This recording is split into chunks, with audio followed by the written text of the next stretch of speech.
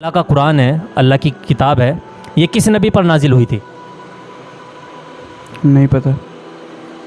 ये नहीं मालूम है कि किस नबी पर यह कुरान शरीफ उतरा है? आप बताएं। हमारे आका रसूलुल्लाह।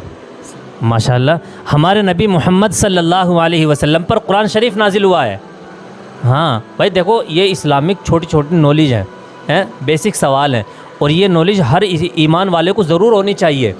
हाँ अच्छा, आपसे पूछेंगे, आप पढ़ने के लिए नहीं जाते मस्जिद या मदरसा?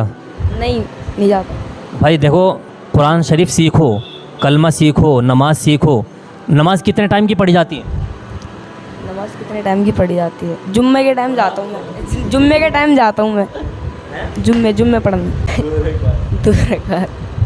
भाई देखो, ये हंसने की बात नहीं है। मेरा सवाल कर लेना और आपका हंस देना या आपका जवाब देना ये काफ़ी नहीं है, बल्कि ईमान